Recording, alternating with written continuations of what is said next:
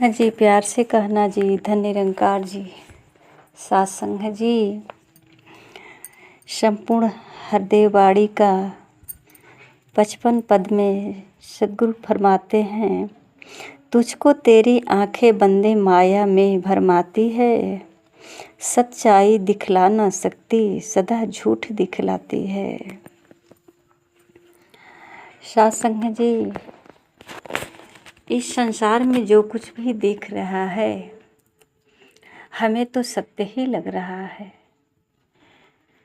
सत्संग जी, जो आँखों के सामने बनता और बिगड़ता देखते हैं, फिर भी एक महाभारत का पद जो महापुरुष समझाते हैं कि दुर्योधन जब पांडवों के महल में जाता है तो वहाँ कुछ मायावी चित्र दिखाई उसे देता है कि ये महल में किस तरह से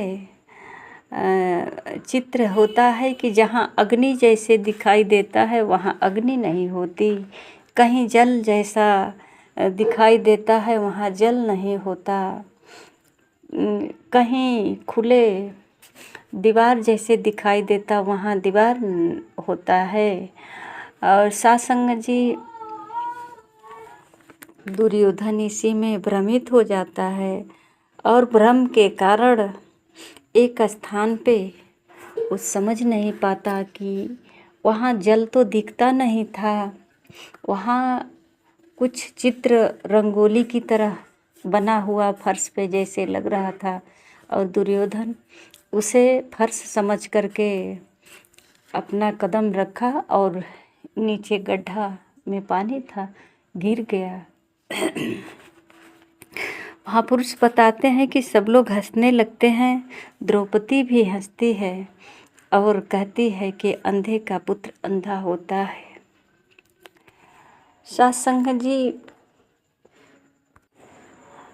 उस महल में रहने वाले जितने व्यक्ति हैं दास दासी, सबको पता है कि कहाँ पानी है कहाँ अग्नि है, और ये अग्नि जैसा है पर है नहीं, पानी का लहर जैसा है पर है नहीं, ये सब एक चित्र उसी के जैसा बना हुआ है। और सत्संग जी, जहाँ फर्श की तरह चित्र था उसके नीचे पानी था। इसी भ्रम में वहाँ भी रोकने का प्रयास कर रहे हैं।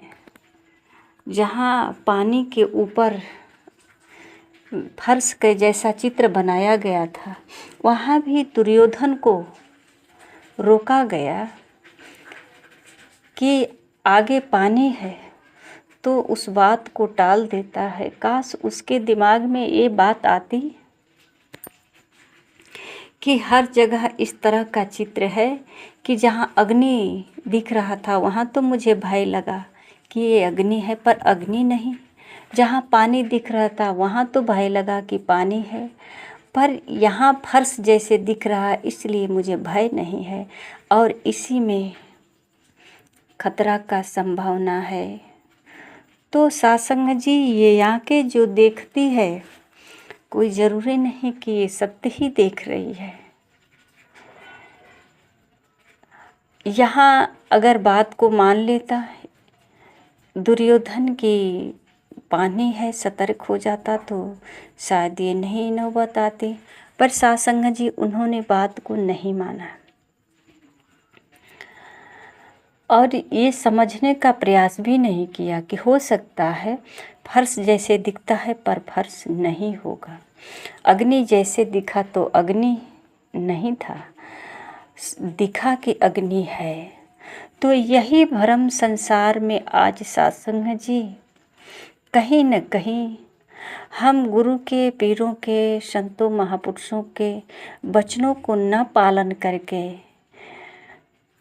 अपने को इस मायावी जाल खतरे में डाल लेते हैं। और सत्संग जी, जब ये माया रूपी जाल में जब फंस जाते हैं तो अभी भी वहाँ सतर्क नहीं होते ये ऐसी माया का प्रकोप होता है कि ये अभिमान और बढ़ता जाता है और बढ़ता जाता है, और जैसे ही अभिमान बढ़ता है वैसे ही फंसते जाते हैं, फंसते जाते हैं। साथ संगत जी, एक परिवार में 3 भाइयों के बीच झगड़ा हुआ। 3-4 भाई थे और इनकी पत्नियां सब आपस में मिलकर झगड़ा किया, और झगड़ा लड़ाई करने के बाद जो जीत गए वो तो और जो है, जो किसी को मार पाए उसके अंदर और ऊर्जा मिल गई कि और मारेंगे, और जो मार खाई उसके अंदर भी उस समय भले ही मार खाने के बाद थोड़ा सा तकलीफ हुआ, पर उसके अंदर जो अग्नि थी वो बुझी नहीं। ये शरीर का स्वास्थ्य जो है थोड़ा नरम हुआ, पर अंदर जो है अग्नि का जो ज्वाला भड़क रहा था, बैर का, बदले का, वो नहीं नॉर्मल हुआ, वो बढ़ता ही गया। और स्वाभाविक है, जो मार खाएगा वो शांत कैसे रह सकता है? मारने वाला जब अभी तक शांत नहीं है तो मार खाने वाला शांत कैसे हो सकता है? सत्संग जी, एक ही घर में रहने वाले परिवार इस बदले की आग में, इस बैर के आग में ऐसे जले कि खुद ही आग लगाकर जल गए, जिसमें 4 प्राणी एक साथ जल गए। 4 प्राणी एक साथ जल गए। साथ संगत जी, इसमें बाहरी किसी का कोई कसूर नहीं है, सब एक ही का है। लोग तो उदाहरण देते हैं महाभारत का, पर महाभारत आज भी हो रहा है, कम नहीं है। घर में देवी माँ का पाठ रखा हुआ है, घर में पूजा पाठ हो रहा है, नवरात्र का नियम को पालन किया जा रहा है, पर सत्संग जी, ये देवी अंदर की शांत नहीं है। जो शांति स्वरूपा, जो शक्ति स्वरूपा, ये शांत नहीं हुई, और बदले की भाव बढ़ती बढ़ती बहुत कुछ बदलाव आ गया। संत महापुरुष कहते हैं कि बदले की भाव छोड़ो, बदलाव की भाव लाओ। अगर किसी के अंदर भी थोड़ा सा विचार में विचार आए कि बदले की जगह बदलाव आ जाए, क्योंकि ये बदला कभी पूरा नहीं हो सकता है। आज किसी की बदले की बारी तो कभी किसी के बदले की बारी, एक कभी पूर्ण हो ही नहीं सकता।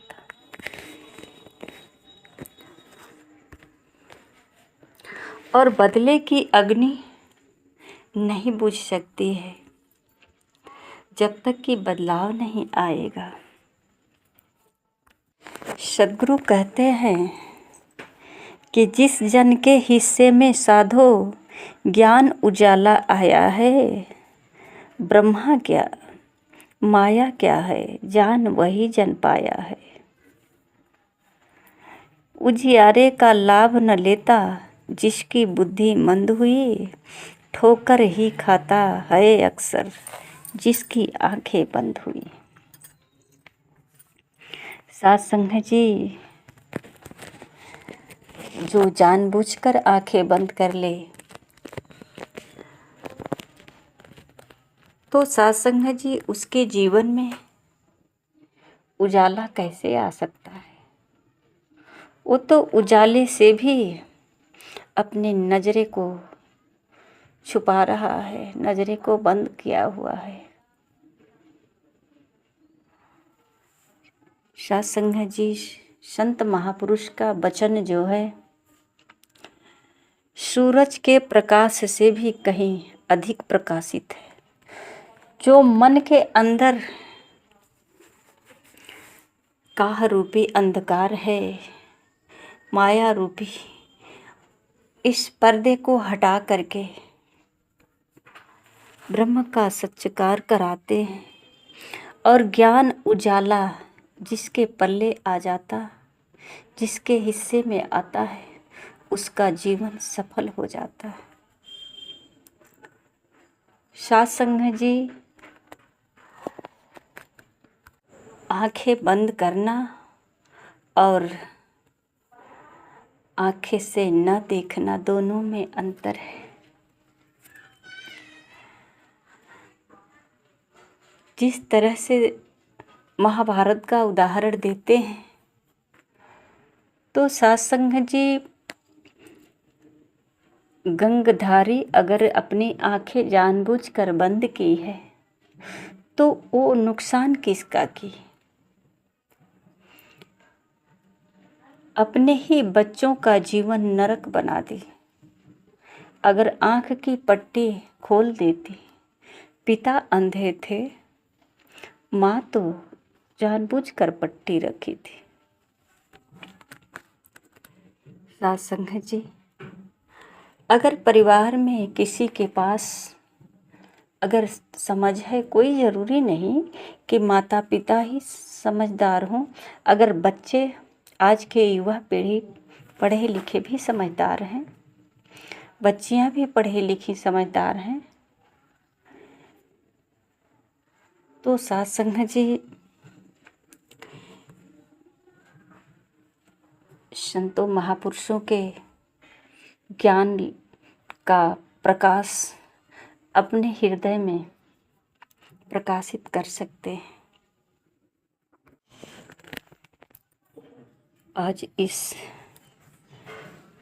जलते हुए मिलवर्तन, प्रेम, भाईचारा, अपनत्व का जो भाव है, ये जलकर खाक होता जा रहा है। इस जलते हुए को एक ही उपाय है बचाना, ब्रह्म ज्ञान, जो सब में परमात्मा है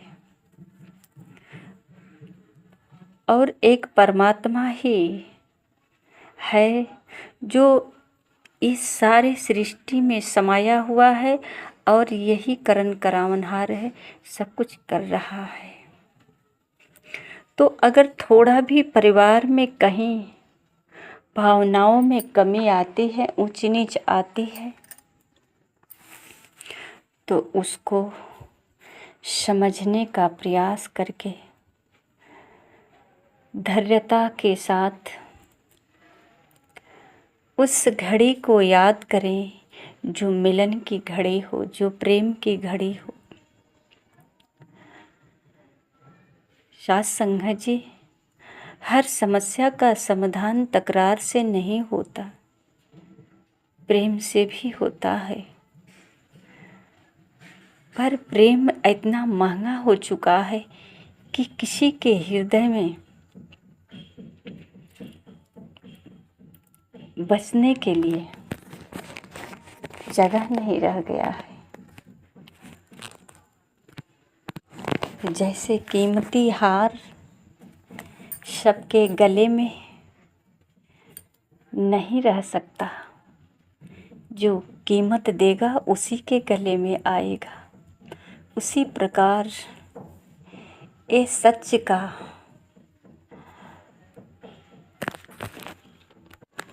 बोध उसी के हृदय में बसेगा जो संतों महापुरुषों के चरणों में आ करके अपने जीवन को समर्पण किया हो, जो संतों महापुरुषों के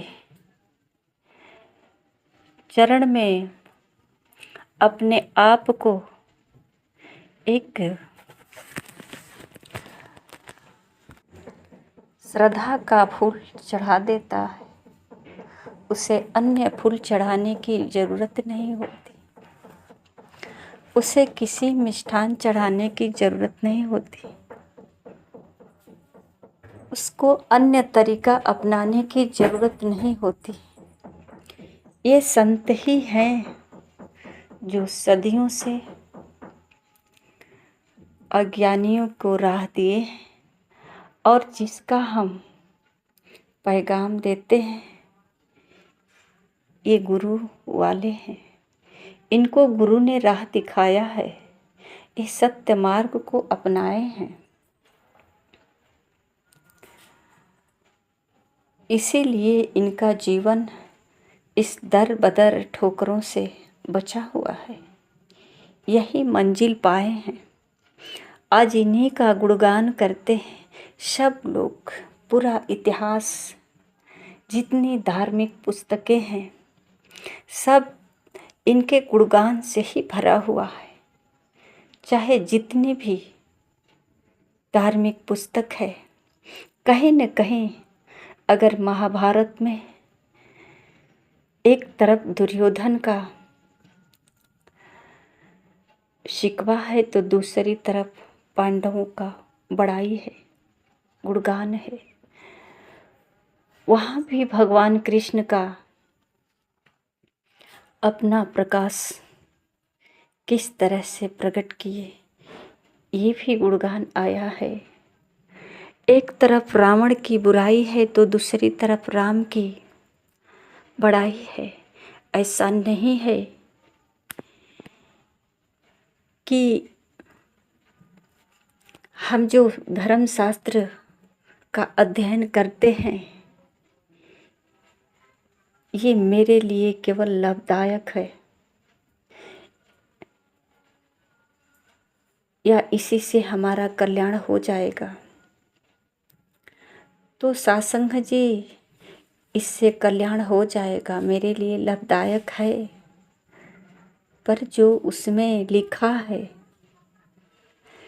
इसमें जिसकी प्रशंसा की गई है, वो किसके बदौलत प्रशंसा के हकदार है, किसके माध्यम से जीत हुई है, ये बात नहीं समझ आई। बिना गुरु भवनि धितरई न कोई, जौ बिरंच शंकर सम हुई। बिना गुरु का चाहे ब्रह्मा विष्णु ब्रह्मा बन जाए, शंकर बन जाए, देवता देवी पद प्रतिष्ठा पालें, पर कहते हैं न मुक्ति नहीं मिल सकती, मोक्ष नहीं मिल सकती। इस संसार की जितनी भी मायावी हमारे आँखों के सामने चमकता दमकता हुआ चलचित्र देख रहे हैं, जिसकी चमकते हुए प्रकाश में उलझे हुए हैं, बहक रहे हैं, बहके हुए हैं, इससे मुक्ति नहीं मिल सकती है। कोई राह ही नहीं दिखाई देगा, क्योंकि इतना चमकता हुआ इस माया का प्रभाव है कि कोई राह नहीं दिखाई देगा।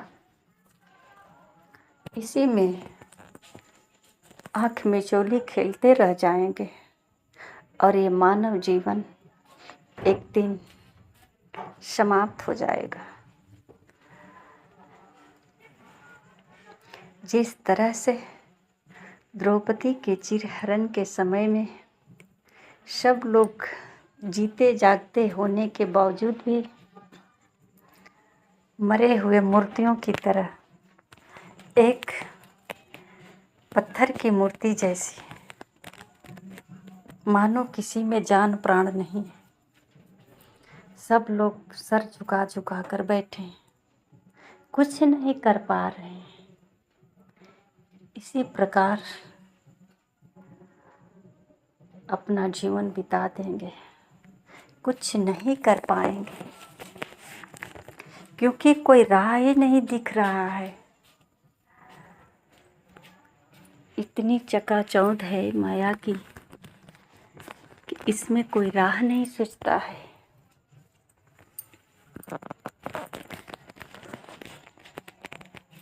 होश तो तब आया जब भगवान कृष्ण द्रौपदी का चीर बढ़ाया। साथ संगत जी, जब ध्यान प्रभु परमात्मा को जान करके ये अपने आत्मा का कनेक्शन परमात्मा से जोड़ेंगे। ये कहते तो हैं कि ईश्वर का अंश है, पर ईश्वर से बहुत दूर है, क्योंकि ये मन में जो ब्रह्म रूपी पर्दा चढ़ा हुआ है, इससे कभी आत्मा प्रकाशित नहीं हो पाई, अपने मूल को जान नहीं पाई। इसीलिए तड़पते हुए अपना जीवन का त्याग किए। साथ संगत जी, प्यार से कहना जी, धन्य निरंकार जी।